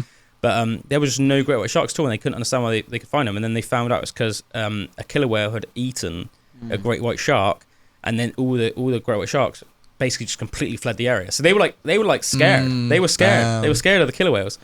But I think it's like, killer whales are stronger. And yeah, I think there's no substitute for intelligence. With intelligence comes way superior tactics and like problem solving. I think problem solving is such a big thing. Like with a great white shark, as formidable and terrifying as it is, it's basically just like a big bitey machine. If you find a way through our human intelligence to get around that, you'll be able to find a way to beat it. Whereas when you're dealing with something that can like solve complex problems, it sees an issue like, okay, there's a great white shark. Okay, so what's the danger here? Okay, it's their mouth. Okay, so avoid the mouth, and scientists know that if you turn a shark upside down, it goes into what's called tonic immobility, where for some reason they just almost seem to get like paralyzed. It's really weird. It's been like literally documented that killer whales have figured this out. They will ram great white sharks really hard from the side at full speed, stun them for a second, and then hold them in the mouth, and then hold them upside down. So that they know that it paralyzes them, and then they will rip out their liver. That's crazy. How Thing crazy. is, you would almost put a bet on a killer whale, even if it is smaller than a great white, because of its intelligence. But the fact it's smarter and bigger, and they hunt in packs. Yeah, exactly. So great white sharks are solitary animals, and then they have to fight something that's 10 feet longer than them, and they've got like freaking anywhere between like, I don't know, like anywhere between like 5 and potentially like dozens of buddies with them. Because obviously it depends on the pod, but I think some pods of orcas even get up to like 40 and stuff. And there are other smaller ones. The smaller ones tend to be more aggressive, which tend to be known as wolf packs. Sometimes it will just be like a pack of like 7, but they tend to be, in this very smaller packs, it tends to be like very aggressive young bull males, which tend to go after more dangerous prey. So you see like wolf packs, as they're known, of like these super alpha male killer whales with bad attitudes that like actively target things like great white sharks. That's crazy, man. You do not want to come across them. No. Well, I mean, obviously, luckily, there's no documented case of a killer whale ever attacking a human. Not in the sea. There's been some disturbing cases. I think we talked about on Pandora's Box of like killer whales attacking ships. Yeah, like and in captivity. They have a few. I feel like we kind of deserve it when we're holding them in captivity, though. Oh yeah. Oh, for sure. An animal like a killer whale should not be in essentially like a goldfish bowl, should it? No way. But it makes you wonder why it's happening in the wild. Like, why are these killer whales starting to target the ships? Oh, wasn't it because the ships were damaging the whales? I think there's a theory. Oh, okay. I think there's a theory that and then maybe they were targeting the fins. They were targeting the rudder. The rudders. That was yeah. it, yeah. Well, yet again, problem solving. Like when you're on a big boat, you never have to worry about a great white shark. It might like come out and bite the side of your boat. If you're in a big enough boat that's made up of good hardy material, like it's not going to sink, is it? I find it mad as well, like with evolution, why certain animals don't develop or don't go on the path of developing more intelligence. Really, like when you think of like sharks and how the megalodon and how like big they were, and kind of like great whites now like looking kind of similar and stuff, and all of that same time's passed, but they haven't like really got more intelligent. When you consider they were around before trees, and even then they're still not like growing that much intelligence. Isn't that an amazing fact? Like sharks were around before trees. Yeah, I love that fact. Dragonflies, like one of the very oldest. Yeah, they're like older than dinosaurs. Cool. Especially when they're much older than dinosaurs, and especially when you consider that they're still around today. They are like, they might even be the oldest continuous species, if you know what I mean. Even though it's not exactly the same species, it's like its lineage literally goes back like pre Triassic, which was like the first era of the dinosaurs.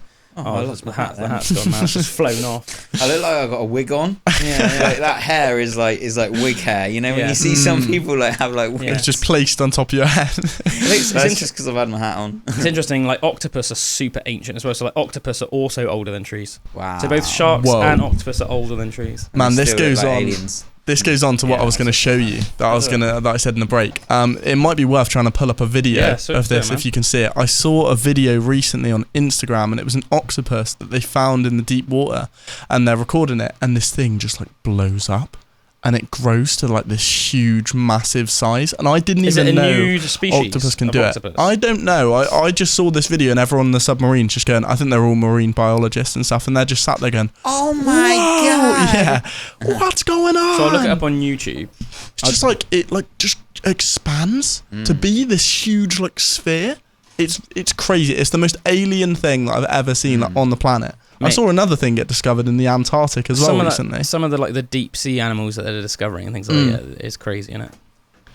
Yeah, I bet around that area, like around the Antarctic and stuff like that, there must be so many. What was the one that I saw the other day? There's a new species of sea monster with 20 arms, and it was found in frozen seas around Antarctica. Isn't this some sort of weird cephalopod as well? I think so. I'll show you a photo of it. I'll show the camera as well.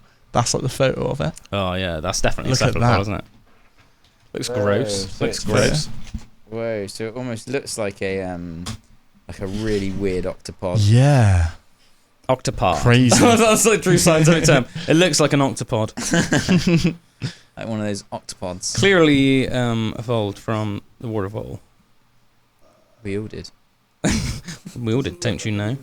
I'll have a look for it on my phone for a second and see if I can find it. And then help me out. I just typed in deep sea octopus blowing up. But yeah. Expanding? Expanding, maybe? I was doing some research on some weird, fascinating creature the other day, and apparently it was like one of the first creatures in the sea. And I thought it was like a fascinating animal. Let me try and find. I saved an article about it. I didn't get time to look into it properly at the time, but I saved the article so we can discover this together. A melting pot of life. A melting pot of life. Yeah. The earth is a melting pot of life. Oh yeah, this is another cool, just as a sub fact. Sub fact, is that a thing? A new species of 8-eyed monster spider has just been discovered in an abandoned mine in Mexico, which I thought was pretty badass. Is it monster big? spider. Let me have a look. It better be big. It better be big or I'm not interested. The new spider was found by a team of researchers from the San Diego Natural History Museum who were exploring the Sierra Cacachilas, a small mountain range in Baja California Sur. They noticed a huge exoskeleton hanging from the ceiling. A huge one, Drew. Huge. It was big. They noticed a huge exoskeleton hanging from the ceiling of a cave and decided to return at night when the spider would be more active. They were amazed to see a spider with a body roughly the size of a softball. What's a softball? Like a soccer baseball. ball. Is it? Oh, yeah, is it not a baseball, I think. ball? Softball is just another word for like baseball, I think. It's like a very American term, I think it's like isn't it? softball's like the English version of baseball. You want to play I wanna say. softball? That's weird, isn't it? What's pickleball? Huh? Pickleball is like a new version of tennis. I've never heard Like of a that. new version. It's like a. I've heard of pickleball, but I wonder what it is. It's a game they've put like loads of investment into in America for some reason, and it's a bit like a mixture of sort of badminton and tennis. But That sounds like it'd be fun. yeah, I love badminton. So just to give a bit more Can't do tennis. information on these spiders, it says the researchers collected 8 specimens of this new spider and sent them to Maria Luisa Jimenez, an expert on Baja spiders from the Centro de Investigaciones Biológicas del Noreste. Del Mundo Patatas Bravas. She confirmed that the spider was not only a new species, but an entirely new genus. Whoa. Meaning that it was very different from any other spider alive today. She named it Califorctanus cacachilenensis after the mountain range where it was found. Found out. The researchers collected 8 specimens from different locations, including an abandoned mine shaft and a pit toilet. Ugh. Jimenez, that was a bit of a poo one. Jimenez said that she had never seen a spider this large in all her years of collecting spiders on the peninsula. The newly discovered species has a coffee brown head and legs and a yellow abdomen with some iridescence. Oh, darling. Have they got pictures? It has visible fangs, but its bite is not fatal to humans, unlike that of its cousin, the Brazilian wandering spider, one of the deadliest spiders in the world, whose venom can cause severe paralysis and respiratory failure, ultimately leading to death. Whoa. I'm pretty sure there's wandering spiders in the UK, and apparently they're a really distant relative of the Brazilian wandering spider. But they're just like, they can bite you, but it's like, wouldn't really do any damage. And I thought that was quite a cool fact. But it's just like, separated by like obviously it's been a long time since the UK was joined to South What were you America. telling me as well when we were around Savannah's house once about spiders and about false widow spiders, because they she had quite a few in her little thing, and I was like saying like they're pretty dangerous, man. Yeah, I mean, I know that in recent years they've had to like shut some schools at the beginning of terms because they've like gone back after the summer holidays, and there's been like infestations of false were they widows. Brought over by something else? Traders from Spain. Yeah, Spain. Right. Españoles. Español. Yeah. Yeah. So I think as well, even so, like Linton and Lidmouth, I think that's where they started spreading. So is your neck hurting you today, man? I can tell. I was getting bad neck vibes from you. Yeah. How did that happen, man? Oh man, I slept on it funny last night, and I stretched in the morning, just as you do when you wake up. But I didn't realise, but I made it a lot worse by stretching, and I cricked it more when I stretched. So I'm just kind of like. Is it giving you a savage headache? No, I haven't got a headache, but normally it's the right side of my neck where I have a problem, but this is all down the left side. So Does it ever like give Need you a like neck brace. pains down your arms or anything, like shooting pains down your arms or anything like that? normally my back, but Gives not you back my pain? arms. Yeah. Oh, savage, man. I'm sorry to hear that, dude. Yeah, so it's a little bit You suffer from that quite often, don't you, man? Yeah, I've got to get crick in my neck all the time. You should maybe It's a think about little getting bit like an weird. MRI scan, dude. Yeah. Because if chiropractor or something. no, I don't reckon a chiropractor. No. Get an MRI scan done, because what obviously that will do is it will identify the specific problem. Because say somebody says like I have a bad back or a bad neck, like your back and your neck is a very complicated thing, isn't it? So it could it could be like it's all like C4, C5, or you've got like a partially lacerated disc on your C5 or whatever, like things like that, or a crushed disc in your whatever. Here he is, Bullwinkle's. Yeah, normally it's on my right side, but it's definitely on my right side still today, but just like much worse than my left, which is weird. So it's like both. It's like really like weird. If like a specialist doctor, if you had an MRI and the MRI scan was examined by like what's bone doctors called again? Orthopediologist. I think it might be orthopedics. Oh, cool. I think it might be an orthopedic doctor. Oh, nice. Or I don't know if you're just planting that now and I'm going on with it. I think it might be orthopedics. I'll quickly look it up. Bullwinkle's video is at the ready, so we'll get a look onto that back on when we've just bone doctor. When we've just diagnosed my problem. When Drew's neck is fixed. If that was scanned by a bone doctor, the findings, then they would probably be able to tell you a way to make it better. Like, do you know what I mean? Like, so they would say you need this type of physio. For me, it's sleeping. Like I wake up, like if I've slept in any, like I don't even know if it's a weird way. It just feels like a normal way to me. But I orthopedic doctor. Is it? Orthopedics. You're so funny like that, Drew. Like you know things. I don't know why I know them. Don't know why you know them. No, they're just in there somewhere. I mean, don't get me wrong. I think everybody is like that with a lot of stuff. But I could probably tell you a lot of I wouldn't be able to tell you why I know everything I know, but I'd be able to tell you a lot of what. Yeah, you always have a bit of background knowledge around it as well. Whereas you know random stuff, and you don't. You're surprised that it's even the right answer. Yeah. But you'll give the right answer, and I'm like, mate, that's like interesting. I feel like you'd be really good in a pub quiz. Just sit there and say a random answer, and then be like, I'm not sure. But it will be right. Once we were doing like an informal quiz together, and before I had a chance to answer, they asked what was the biggest state in America, and Drew was like Alaska, and then it was like correct answer, and I was like, and you were like, oh, I didn't even know that was the right one. I was just sort of guessing, and I was like, do you know what I mean? Like that's. But it just comes like that. Yeah. And it's just like that. Like sometimes when it's like that, Yeah. and so normally you've got to like rationalize why you know that, but it is just like boom. Yeah, like I'd start thinking, okay, what is the biggest state, and then I start like almost like making sure it was right before I said, like second guessing myself. You know, like why do I think that this is right? Compare it to the other states that could potentially be the biggest ones. But you were just like Alaska. Oh, is it right? Is it? I don't know. I knew that. But you had obviously heard it somewhere, and it's stuck. But it's like it's hilarious because it's like the files are there, but like, mate, I don't know how they're there. Yeah. Do you know what I mean? Like, you've uploaded them into the system somehow. Yeah, it's like a computer. Like the hard drive doesn't judge. Like the hard drive doesn't judge, man. It's just there. Just remember, pull it up. The hard drive doesn't judge, man. But yeah, getting back to the orthopedic doctor thingy, like if you went to an orthopedic doctor and you had an MRI and they could tell you exactly what's wrong, then they could probably put you into point you in the right direction of like a physio, and then they could send the physio the MRI with the basically what was wrong from the orthopedic doctor's point of view, and then the physio would take that, and obviously they're specialists in basically healing, or at the very least treating whatever issue you have. Yeah, that's basically what like rehab or physio is. You know, it's like when my Uncle John obviously he like had to have a hip replacement. He obviously had to go to physio, and he was like, whenever you have like a bad injury, you have to have like physio, or go to like some type of rehabilitation. And it's basically like intelligent gentle exercise, isn't it? And it's like applied intelligent gentle exercise that can basically stimulate recovery in a certain region of the body through very specific exercises. Sounds bloody lovely. Yeah, it's almost like being a PT, but very specifically for healing stuff. So it's quite different to like a sort of regular PT that would walk into a gym. I find it weird. I was like certain things. Like for me, it is always sleeping that does it. Like mate, it's never really anything that I ever do. You need to get a new pillow as well. You need to get a new pillow. Yeah, new pillows. Get an orthopedic pillow. Foam. You need to get an orthopedic pillow.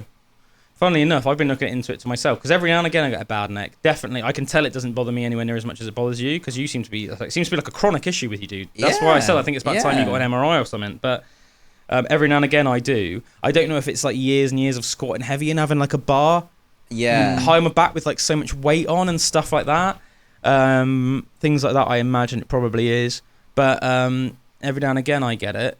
But I say I've started looking into like really good like neck pillows. Like you can, if you literally type in like best pillow for neck pain, you will find like a really. I've seen a load on here, man. They look good.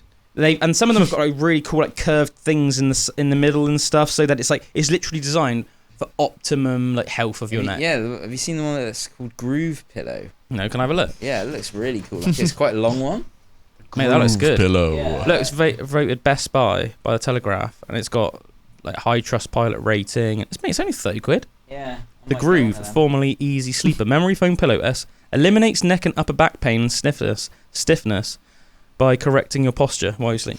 Yeah. I've heard another thing as well. Like even for people that don't have like a reason why they have a bad neck, but they can literally get a bad neck from having a bad pillow. And they were saying like a lot of pillows, especially like overly stiff and thick pillows, say you're like sleeping like that. What that's doing is obviously you have trap muscles like either side of your neck. It's shortening this one and elongating this one, so it's making this one like really tense and tight, and this one like elongated, and then you're spending like you spend like a third of your day like that, and it's almost like pulling, and then it can like just cause like issues. Man. Do you know what I mean? It's like it's weird. Whenever you like contort anything, it's like we talked before about those little Chinese lady feet, and we've talked about and those African ladies with the necks. And whenever you put your body through anything that's almost like an unnatural thing for prolonged periods of time, it's gonna like start morphing in an unnatural way, which is probably eventually gonna lead to some sort of pain, isn't it? Because it's just not normal, you know. Our normal basic state is just us like naked, stood up. Yeah, I almost feel like I want to get like pulled on like on one of those medieval like Stretchers. to like just. We can try that if you want, straighten man. We'll just like I'll just get the lie arms, down. Calum gets the legs. We'll tie some rope to you, and we'll just give you a good old yank. Yeah. Yeah, I yeah. feel like I need a good old yank. Yeah. Maggie needs a good old yanking. Oh dear. Sorry, guys. Everyone was thinking it. I was just the one that said it. But yeah, what was I going to say as well? Not about yanking. People are saying it's a bit like people are getting bad necks more often as well, just to do with phones as well, aren't they? Because we're spending like an unnatural amount of time like this now. Whereas before that doesn't surprise me. Before the invention of the phone, people would have been like this. Like Yeah. this. Your natural default state should be like this, And but it's becoming like this. if you imagine as well, like we're sitting here and we're now at a desk, and I'm sitting on a chair, quite comfortable with a table that's like higher than my legs. Like at home, because in the caravan there's like two basically like beds, and the computer is on that bed, and I'm sitting on this bed with some pillows, and that's good. But it's lower than me. It's lower than my legs. Right. Like the actual like computer and everything. So it's the total wrong posture for working at a desk. Like the Sounds desk should awful, be man. higher than. So I'm there editing stuff for hours, and Oh. I'm wondering if it's the fact that I've been working for the last 4 months. Is it something that you could like take out and alter? Do you think? No, because they're just like these beds that are stuck in. So I need to set up another desk or do something that where it's higher than me, basically. Could you not work in Chris's little studio or something? Or? Yeah, something like that. Maybe he's there all the time Oh, now, is he? though. Yeah, he's pretty much there all the time. So Right. I've been noticing with my back, like just sitting down all day doing work, editing Yeah. and stuff. Just Even all at the a time, I feel it in my proper back. It's Especially horrible. if you're tall. Mm. I think one thing that might help you, Bullwinkle, is do rowing type movements, but really accentuate the contraction. Mm. You know, Yeah. because you spend a lot of time like this. Yeah. And like it's good to like work that, say, in like the stretch, like the concentric part of a say a rep, or like the eccentric part of a rep, which is basically like the negative, the stretch. Obviously, it's good to work it all through your full range of motion, but you're spending a long time like this with your almost like back in like a hunch, like sort of stretchy position. Whereas obviously you want to pull your shoulders Pop back. it out. Yeah, pull your shoulders back. So a lot of like rows will You'll do pull that and good. pop. And even just like just doing things like this all the time. Mm. I know one thing that I do quite regularly nowadays, which I feel like does my shoulders and upper back a lot good. Hanging. Yeah, but also it's like a real simple movement, but it's literally just going like this, right? And then when you go when you get to this part, pull your shoulder blades right Do back. it with us, ladies and gents. Yeah, do it with us. Almost like actively squeeze your shoulder blades together, and it should feel quite nice. And then slowly push up, while still squeezing your scapula together, your upper back together, and then slowly down, and then rotate back down again. Still squeezing as low as you can go without it hurting. So don't hurt yourself. Just a normal sort of range of motion, and then back up again. Slow. It's all slow and controlled. Squeezing the upper back, and just do that like 10 times, and just do that like for about like 3 sets. Obviously it's not Stretching it out. It's like more of like a health thing, but I feel like it's a sort of thing it's really good for your Mobility. shoulders, and it feels really nice for your upper back. Yeah, like a mobility thing as well. Yeah, because it's just taking your shoulders through like a natural range of motion as well. Because you It's rotate. very rare that your arms are like above your head much as well, so it's good to keep Yeah. that like going. So you're actually like having your hands above your head. 'Cause I think your I'd like shoulders to get weak. a standing desk one day. Yeah. I think that just seems Yeah.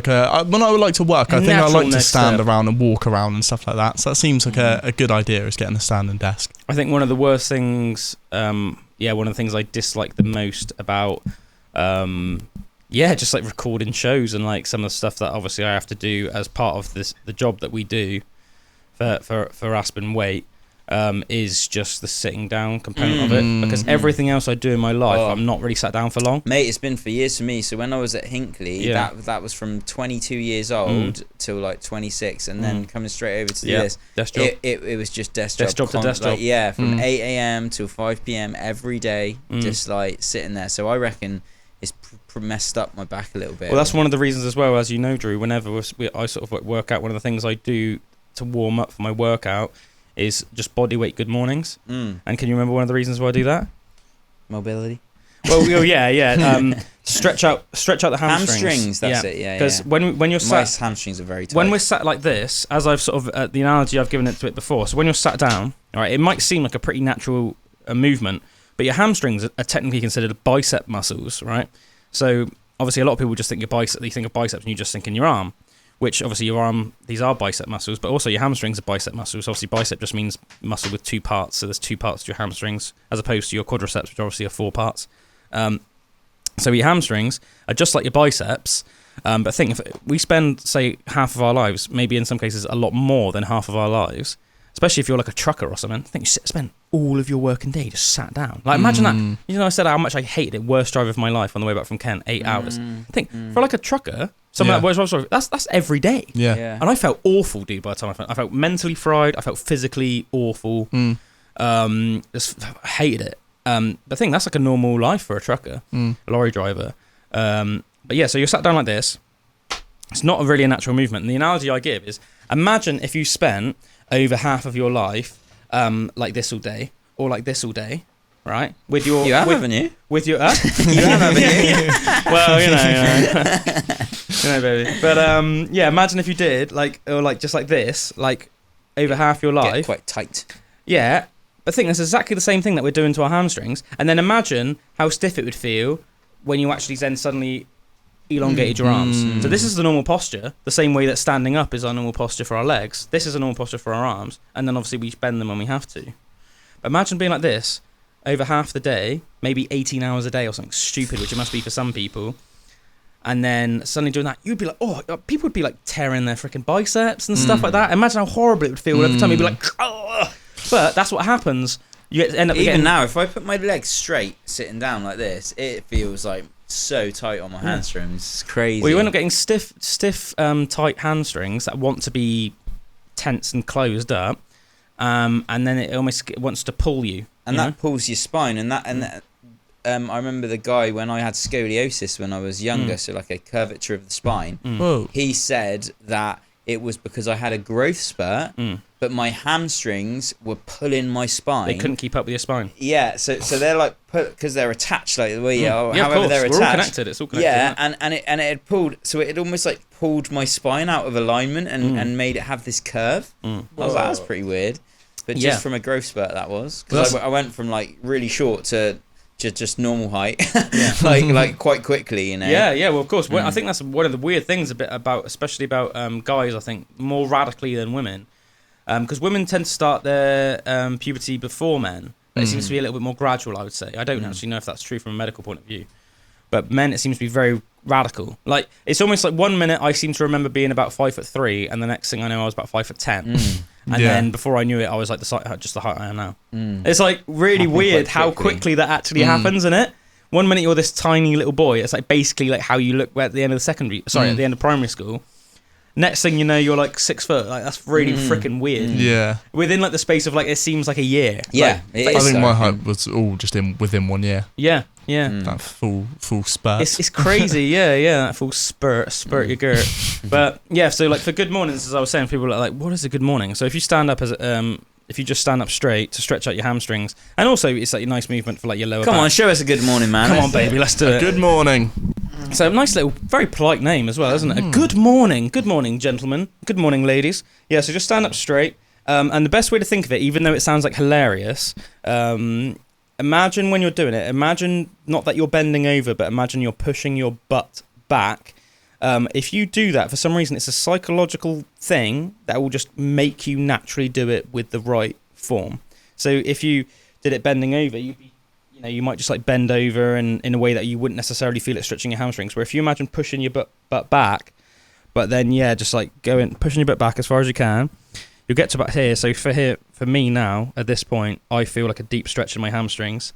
Just take it a little bit further maybe, and then I usually just keep my hands sort of like here. Keep your back quite straight then. Yeah, sort of back quite straight. Upper back almost like upper back almost like tensed a little bit. And then just basically just rep that out. Back up again, and then I almost like hip thrust at the top.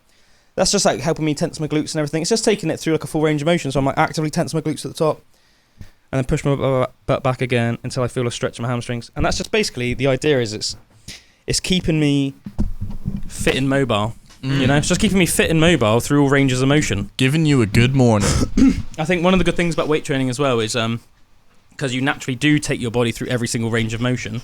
If you work out your entire body, obviously you're pushing this way, that way, pulling this way, that way, you know, legs through different ranges of motions, you're bending over, you're squatting down, all these different things. If you do have an issue, you'll notice it. Yeah. And sometimes I might think, okay, I've got something like a bit of an issue. Maybe that seems to be developing a little bit. So then obviously I'll just try and find a way to address it. You know, and obviously a lot of the things I do are what are called sort of almost like prehab movements. You know, so like a prehab movement is just a movement that you do that will stop you from developing an issue. So if rehab heals you from an issue, a prehab movement will stop you from developing an issue, you know. Preventative. Interesting. Yeah. And I think, you know, it's so easy, obviously, because we're all, you know, let's face it, we're all busy people and we all have like jobs and lives and different hobbies and stuff. And, you know, you're not necessarily actively thinking, or at least most people aren't, I don't think, like, am I getting like a bit decrepit in this part of my body, or am I developing an issue? Sometimes it just happens. Or even like with guitar, and we've talked about, haven't we, you know, like maybe your issue with your neck might be a result of guitaring. Yeah. Who knows? Remember we were talking before about how like Matt Heafy, who's like the lead singer of Trivium, he's really into his jiu-jitsu, and he wears like a proper like a force strap. Yeah, he wears like a specifically designed like force strap for his guitar, so it evenly distributes the weight on both sides, because even just playing guitar like chronically for decades, if you think, so the strap, say for a right-handed person like myself, the strap goes along here, right? Even just say the weight of a Les Paul, it's a fairly heavy guitar. It's not heavy in the grand scheme of things, but for a guitar it's fairly heavy, isn't it? It's one of the heavier guitars. Like, even just doing that, I think if you're a pro musician like he is, you're playing like multiple hour-long sets like regularly, every year for your life. Like that could be causing an imbalance the same way as we were talking about with the pillows, you know? And just being very like one hand, like for me, when I saw the chiropractor and he said you're so right dominant that it's messing your back up as well. Like you're just you're kind of like contorting you're doing everything with your right side, like right-footed, left and right-handed. You can see the shape of your body is just like, you know. I was like, damn, I need to get more ambidextrous. Yeah. And he was saying, like, you know, when you do the dishes, do the scrubbing with your left hand, like try and incorporate that more. And then he said about some kind of movements, some like to stretch out and stuff, but I never did them. Yeah, fair enough, man. Yeah, fair enough, dude. Yeah. Again, although I think that's another good thing about going to the gym and like doing sort of resistance training and stuff as well, because it's like, makes you more symmetric. You have to do it with good form. It's like, if you're not doing it with good form, like literally stop doing it. I don't know whether you're using too much weight or you're just not thinking about it enough, like whatever. Leave your ego at the door. Use a weight that you can confidently and definitely do good form with, and obviously that will start naturally addressing issues. And also unilateral exercises, you know, so obviously Bulgarian split squats is a great one for sort of legs, you know. If you're doing like bicep curls, maybe, you know, do them with dumbbells rather than a barbell, maybe. Bench press, do them with dumbbells rather than a barbell, because it's making sure there's no way then that your left can be doing less than your right. You know, you have to, if you're doing it with good form, it's like if you had a mirror going down half your body, it should look no different than if you took that mirror away. You know, it should be perfectly symmetrical each side. And if it's not, then you need to address why that is, and then change it until it is. Awesome. Address it now. Yeah, I don't know how we got onto that big talk about. Oh yeah, because I noticed that your neck was. Isn't it funny how I just noticed that your neck was bothering you, and then we got into. I didn't even notice that I was doing anything to make you notice. We got in like a 35-minute chat. I could tell that you seemed almost like a little bit like something was bothering you. And then I noticed that you went like that, just a little subtle like little cues. I was like, his neck's out in it. I could just tell that you were a bit bothered by something, you know? Something was bothering you, my friend. Oh dear. Feel it in the air. But yeah, let's have a look at this octopus then. The octopus. Back to the octopus. I'm excited for you guys to see this. So this crazy. Is... what does it say? It says, cirrotethid octopus billows like a circus tent. Oh, wow. And this is on Nautilus Live. Let's have a look then. Yeah, I'm getting that, yeah. I'll put up the audio so people can hear. That's the octopus there. This is the cephalopod. Oh my god. Wow. Look at its creepy eye. Beautiful. It looks almost like, from this angle, it's like a cyclops. I'm at, Cyclopean cephalopod. You should call it, that's a prog metal band. Wow. Or song. It's huge. Oh dear. Oh my gosh. Whoa, what's it doing? It's That's weird. stretching its skin. They are so crazy, aren't they? Oh, look, its little flaps are coming out. Is it a Dumbo? No. Yeah. Yeah, it's a Dumbo. Is it? I mean, it has the flapping ears thing. Oh Looks like my it has much longer gosh. tentacles. Yeah, it looks than- longer. It's like it's trying to make itself look really big, innit? Go a little wider. Nice. I wonder if that's what it is It doing. looks very Like, stretched out, like very long. Wow. This is huge. Like, how big? how That's big is beautiful. that? Like, it's like more than 20 centimeters across. Because the lasers were like. Yeah, we had them on there. We could see later, but I don't want to ruin the shot now.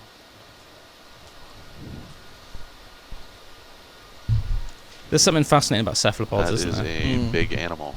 I think that is Yeah, the main that's bit of it right. when it just like Mm. expands Yeah. like that. Big You got It's it. our Crazy, fourth man. one for this My God, watch. when I watched that, it looks like the most alien is thing I've cool. ever seen. Oh, Like yeah, the way dude. it expands its skin to make like Yeah. a huge ball.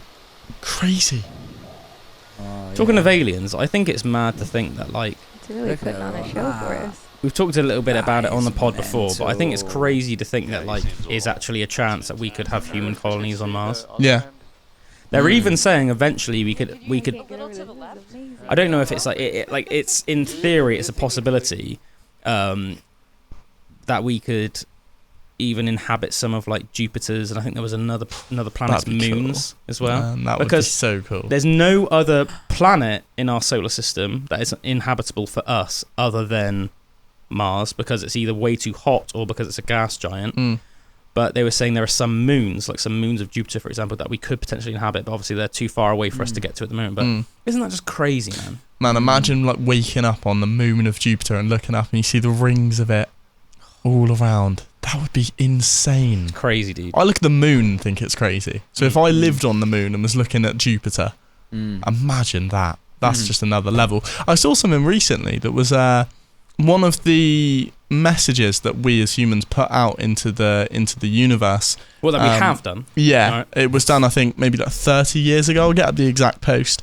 But I think Was this yesterday, when we sent out that thing into the universe and it had like music in it and some other things? No, this one's slightly different, but similar sort of thing essentially. It was, so these people sent out a message of basically the history of, well, humans, I suppose. I'll show you guys the photo and then show you the people.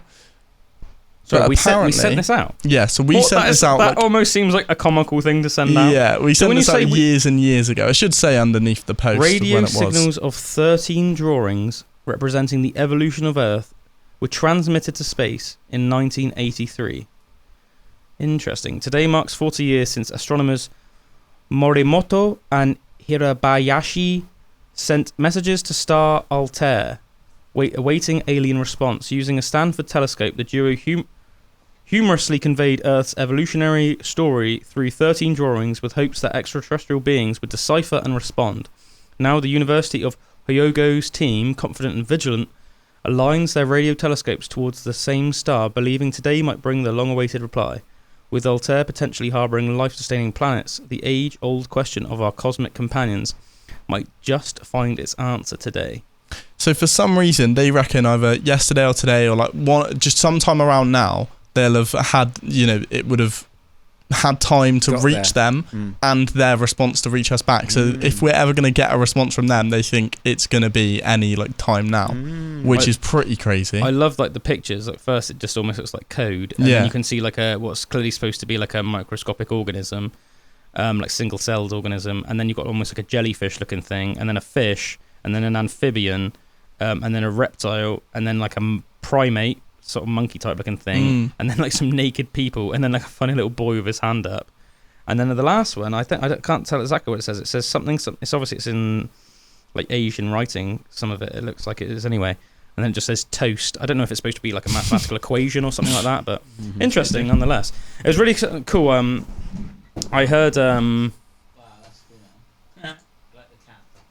Show the camera as well while we're moving on. Nice. It was really cool as well, because I think it's things like this I think help us put it into perspective so much. But I was listening to a video with an astrophysicist talking about the potential, because he was being asked about the recent talks from different military personnel and that, talking about like aliens and like whether he thinks that the crafts are actual extraterrestrials, or does he think it's more likely that it's like top secret, like military or some sort of technology that some nation on Earth has discovered or created. And it was interesting because he really couldn't make his mind up, because he was saying like, well, some of the military footage were from things like 2007, and they were saying like, if a human nation made that, surely they would have in some way been implemented in some way by now. Do you know what I mean? Like, other than like, do you know what I mean? Say if these things were in developmental stages then it seems weird that it would still be so tight under wraps and so rarely used now. And they were also saying, if it is man-made, there's no way that biological life can be put in them, because say like the Tic Tac that's in the David Fravor videos, just because of the G-force and stuff. Yeah, it's not so much the speed, it's the stopping. They stop at such a radical speed from like, you know, like say like 100 to 0 or whatever, but in reverse.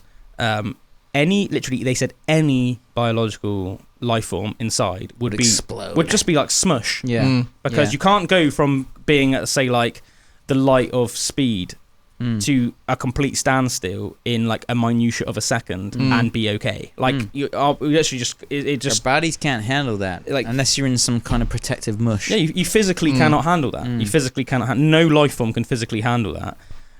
But they were saying, it was really interesting. But then he was saying, so obviously what you're left with is it something from outer space? Yet again, it couldn't be anything biological. Could be something from outer space. And he was saying like, it is fascinating. He's saying it seems so far-fetched. I think even for extremely open-minded people, it's really hard to get your head around that these things are actually are from space. But he said that to the analogy that he used, which I thought was so cool, because I think anybody, regardless of who you are, can really appreciate this analogy.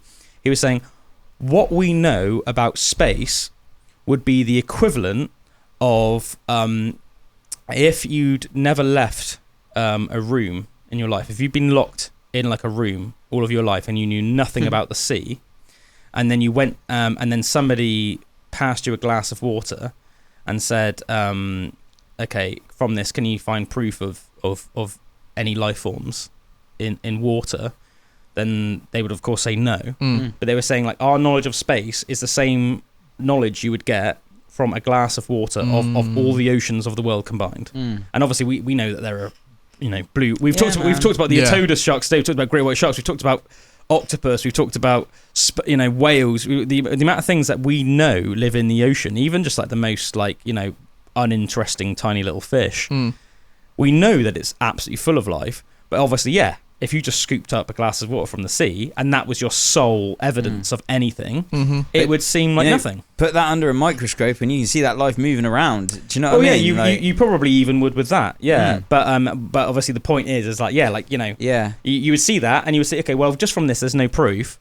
But to say because from our current knowledge of space is that there's no proof of creatures living in space other than us, it would be the same as saying, well, there's no proof of animals living in the sea. I think it's hilarious. It's like, if it's just a blueprint of what it is, what we are here, it's like we are proof of life. Like, you know, life is like everywhere in the whole universe. I think the whole universe is just teeming with life. One thing I thought was really cool as well. Apparently, it's like quite imminent. I can't remember what country it was. I can't remember if it was. I remember thinking it was like quite surprised. I think it might have even been India, because I know India have like in the last few decades actually been pouring a lot of their governmental money into like space stuff, for lack of a better term. But I think that they might be trying to visit. I can't remember if it's the dark side of the moon or the dark side of Mars. But either way, it's been previously documented from the limited amount of research we have of that they think that they're, I can't remember what it was exactly. Was it like water pools or something like that? But I mean, even that, and that's apparently this is like a very imminent thing. Like that, it's almost like any day they're going to be landing there, sending something to land there. Obviously not actual people, some probes and things like that. But I mean, that alone, like God knows what we'll find that. I would be, there's a good chance you could find like even if it's just like single-celled organisms. We know that every single creature on this planet comes from a single-celled organism. We all were once single-celled organism. Every single animal on this planet, whether it's an ant, a bird, a crocodile, a jellyfish, a human being, a dolphin, we all come from single-celled organisms. So even that in itself is fascinating, isn't it? Shows you how much it can change still. I watched a really interesting video recently that was talking about how one argument against there being other life currently is that the Earth started being habitable with life around the same time that the universe started being habitable for life. So there was a long we time. as humans. Yeah. So not humans. Sorry, just life in general on the Earth. So they reckon that obviously this is only a certain amount of space, which is why you take it with a pinch of salt. Because like you say, we know so little of space, but space in itself was so hostile for such a long time. You know, planets colliding into each other. Surely it would depend where in space, though, because the universe is so infinite. Yeah, exactly. But I think from what we know of, like, because obviously we look into the past of places, don't we? Or? I don't know, because I know that obviously if we look into other really far portions of space, which I'm not even sure if we can do now that I say it, obviously we're looking into the past, because light doesn't travel that long, so I don't know if we can observe them there and see, this long ago it would have been unhospitable, but now it may be. I'm not too sure how they were explaining it. I need to do like research, and that's something I'll do for next week, is research the video, because I think that the problem with that is really is, interesting. I said when you look into it more and explain it better, there might be a way that explains this, but obviously time is relative. So I've heard a lot of people say, well, you know, the entire civilizations could have risen and fallen,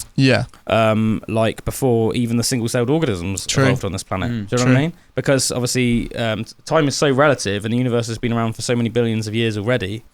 Like, and because the universe is so vast and infinite, do you know what I mean? It's like we just don't know. But I do think it's really cool. Just to finish, because we're going over a little bit, but I do really think it's really cool. I think I said this fact on the pod before, but I think it's worth saying again for anybody that hasn't been listening this long or has forgotten. I love that fact that says that like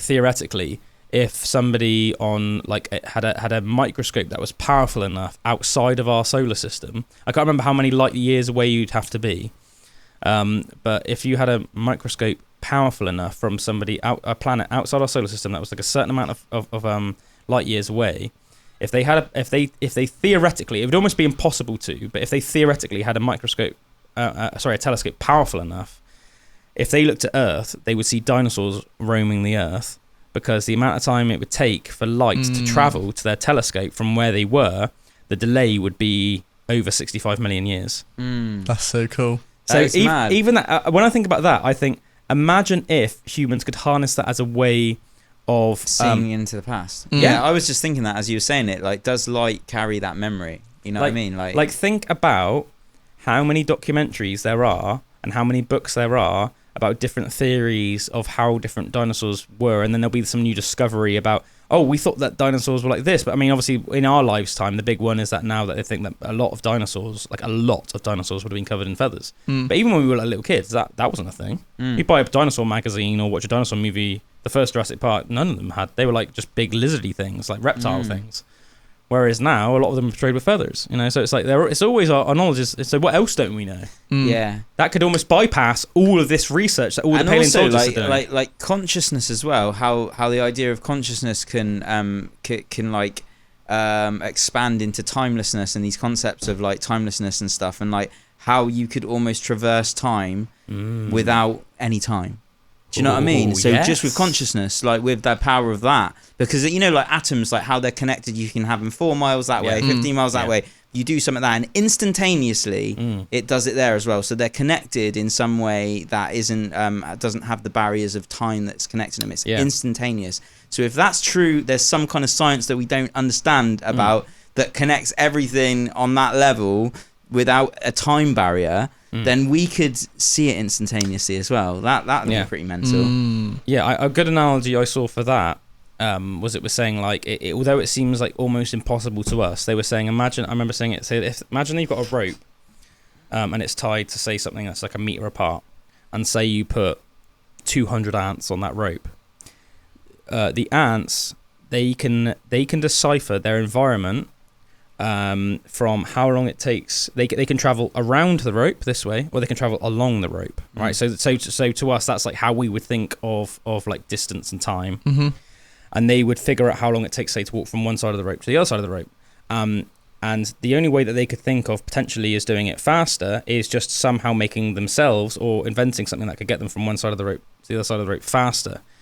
To them, the idea that they could possibly get to the other end of the rope faster would be impossible. But we, as an outside being who is, you know, more intellectual and is doing the scientific study with the ants, know But you can very easily make sure the ants get to one side or the other. All you have to do is untie the rope and bend it. Mhm. And then you can link up both sides of the rope, and then the ants can walk much closer. They can literally instantaneously walk from this end to that end just by touching the ants. So it's a similar principle. Yeah. Seems really, even with saying Bending that, it still seems like, okay, well, how would you do that? Let's bend the rope of space. Yeah, even with that, like, how would you do that? I don't know. That's far beyond my pay grade. But it's fascinating that they think it, even in theory, is potentially doable. You know. But anyway, we're gonna have to leave on that because we've gone wildly over. But cheers, guys. Wildly over. Thanks Great for joining us episode. on another Pandora's Box. We've covered quite a lot of cool stuff today, actually.